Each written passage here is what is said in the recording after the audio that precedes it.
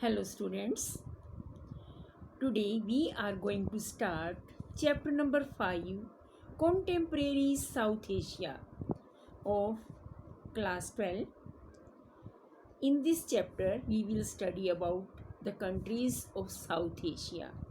इस चैप्टर में हम साउथ एशिया की कंट्रीज़ के बारे साउथ एशिया के देशों के बारे में पढ़ेंगे। इसमें हम पढ़ेंगे कि democracy in Pakistan and Nepal, ethnic conflicts in Sri Lanka, impact of economic globalization on the region, conflict and effort of peace in South Asia, and India's relations with its neighboring countries. इस chapter में हम पाकिस्तान और नेपाल में लोकतंत्र, श्रीलंका में जातीय संघर्ष ethnic conflicts, south Asian countries की अर्थव्यवस्था और भारत के अपने नेबरिंग कंट्रीज़ के साथ संबंधों के विषय में पढ़ेंगे।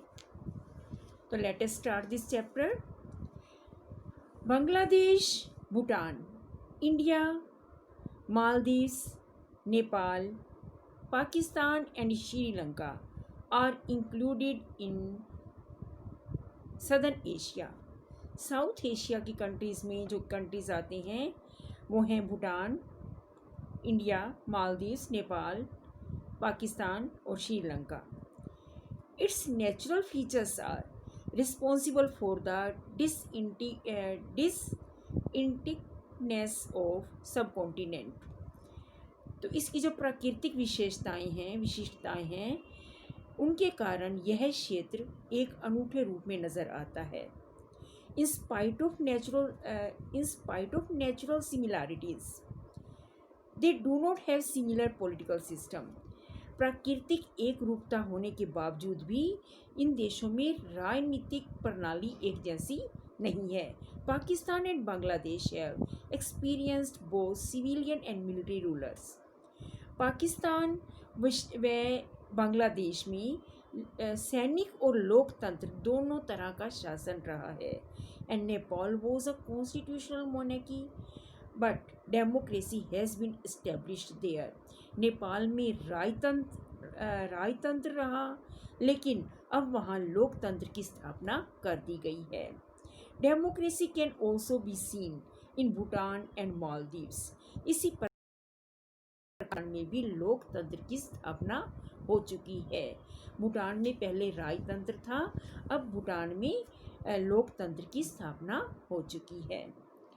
The social dominance of military clergy and land owning aristocracy in Pakistan encourage military to continue its dominance instead of democracy. Pakistan में सेना, धर्मगुरु तथा भूस्वामियों का दबदबा और भारत के साथ हमेशा उसकी तनातनी रही है, जिसके कारण लोकतंत्र की अपेक्षा सैनिक तंत्र को अधिक समर्थन मिला है। आज भी जो पाकिस्तान में है वो कहने को तो वहाँ इलेक्शन हुए हैं, प्राइम मिनिस्टर है, गवर्नमेंट है, लेकिन फिर भी जो मिलिट्री की ही चलती है वहाँ ज़्यादा। और आज भी जो वहाँ के प्राइम मिनिस्टर हैं वो जनरल बाजवा से डरते हैं, यानी कि उनके मिलिट्री का डोमिनेंस आज भी है। Bangladesh adopted democracy after it's independence. Bangladesh में भी स्वतंत्रता के बाद जो लोकतंत्र शासन व्यवस्था को अपनाया गया, लेकिन Sheikh Mujib abolish all parties except his own the Awami League which led the conflict and tensions. लेकिन बाद में शेख मुजीबुर रहमान ने अपनी पार्टी अवामी लीग के अलावा सभी पार्टियों को समाप्त कर दिया, जिससे तनाव उत्पन्न हो गया। In a demo, he was assassinated with his family in a military uprising in 1975. लेकिन 1975 में सेना ने शेख मुजीब के खिलाफ बगावत करके उसे परिवार सहित ख़त्म कर दिया और वहाँ सैनिक शासन स्थापित हो गया। लेकिन जनता के विरोध के कारण वह पुनः लोकतंत्र की स्थापना कर दी गई। लेकिन आज भी यानी कि आज जो है बांग्लादेश को लोकतंत्र कहा जाता है। Nepal had a monarchy but due to public outrage in 1990 democratic constitution was accepted। Nepal में 1990 से पहले राजतंत्र था। नेपाल में पहले राजतंत्र था, लेकिन जन विरोध के कारण 1990 में लोकतांत्रिक संविधान को मान्यता दी गई। और इसके बाद क्या हुआ, king Gyanendra abolish the dismiss the government. King राजा ज्ञानेंद्र ने क्या किया, वहाँ की जो गवर्नमेंट थी उसको डिसमिस कर दिया, संसद को भंग कर दिया। The process of restoration of democracy was started after election in 2007। At present democracy has been established there. 2007 में चुनाव के बाद लोकतंत्र की बहाली की प्रक्रिया की शुरुआत हुई और वर्तमान में वहाँ यानी नेपाल में लोकतंत्र की स्थापना हो गई है। Sri Lanka continue to face ethnic conflict even after its independence।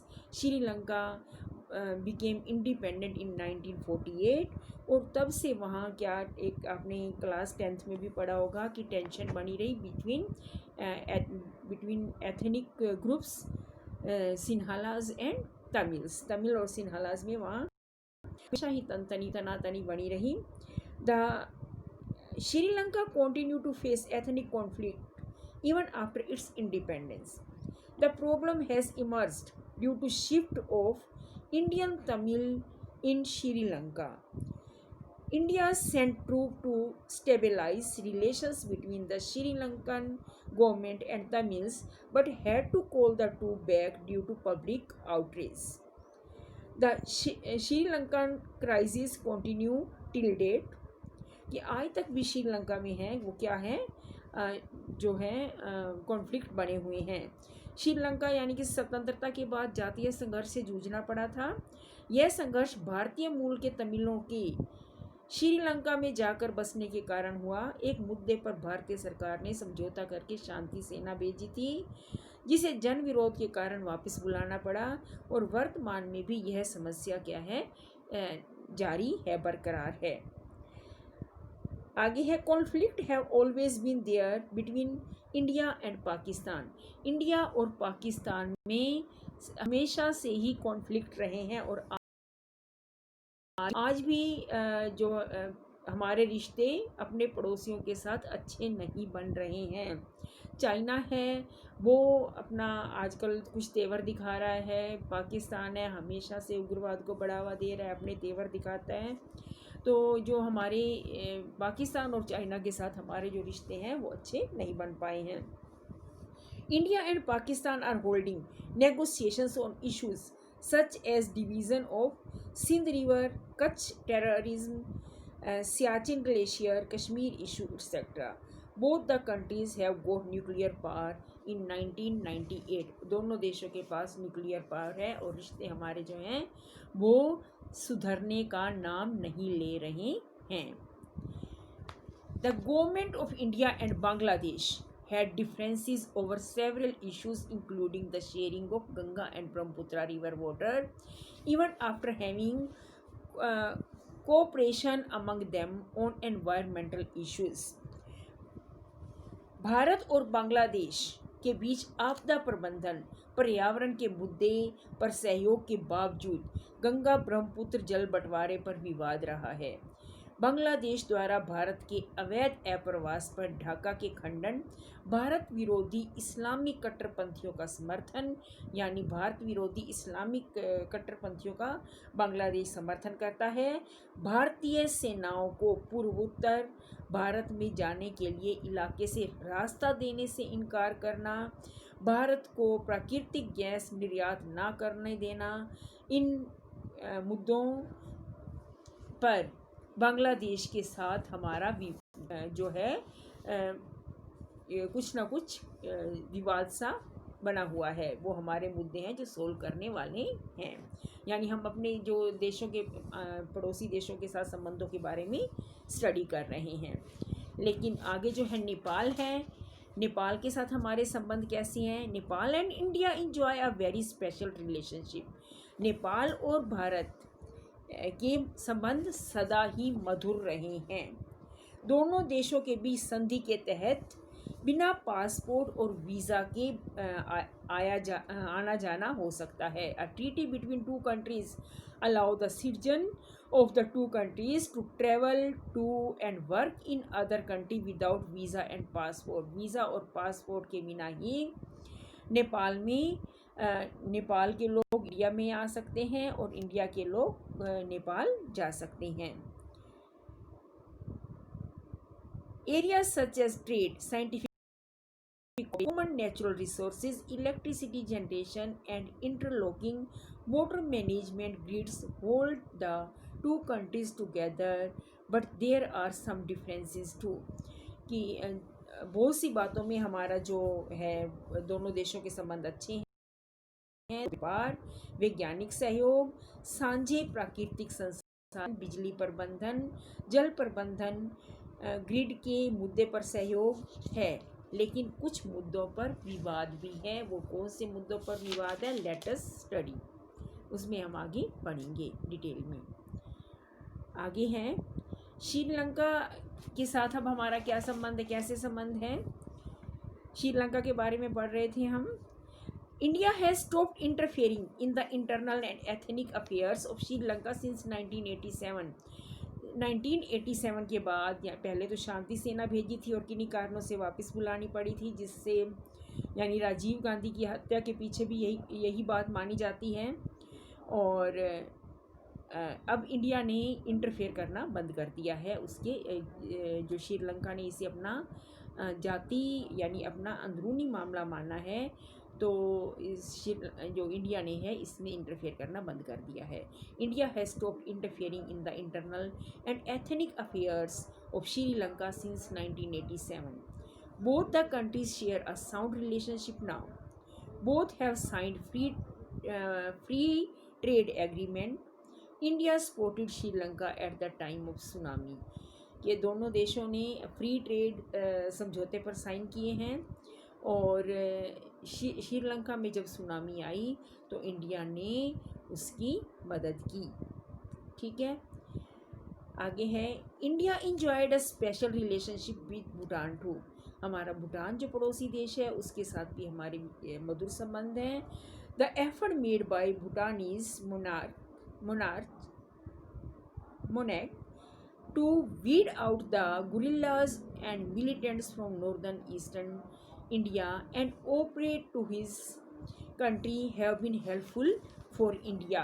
Bhutan ने कई जल विद्युत परियोजनाओं में भारत की मदद भूटान में कई जल विद्युत परियोजनाएं भारत की मदद से चल रही हैं। भूटान द्वारा भारत विरोधी गुरिल्लों को अपने क्षेत्र से खदेड़ देने से भी इनके भारत और भूटान के संबंध जो हैं वो मधुर हुए हैं। और इसके बारे में हम थोड़ा सा आगे भी पढ़ेंगे। अब मालदीव्स के साथ हमारे कैसे संबंध है? India's tie with Maldives remain warm and cordial. Maldives के साथ भी भारत के संबंध अच्छे हैं। when some Tamil missionaries from Sri Lanka attacked the Maldives, the Indian Air Force and Navy reacted quickly to Maldives' request to help stop the invasion। जब 1989 में श्रीलंका से आए भाड़ी के तमिल सैनिकों ने मालदीव पर हमला किया, तब भारत ने उसे सैन्य सहायता प्रदान की। तो जो हमने पढ़ा है कि ये हमारे जो रिश्ते पड़ोसी देश हैं, हमारे नेबरिंग कंट्रीज हैं, उनके साथ हमारे क्या संबंध हैं। आगे हम पढ़ेंगे सार्क क्यों फॉर्म किया गया, सार्क क्या है, तो इसके बारे में हम नेक्स्ट वीडियो में पढ़ेंगे।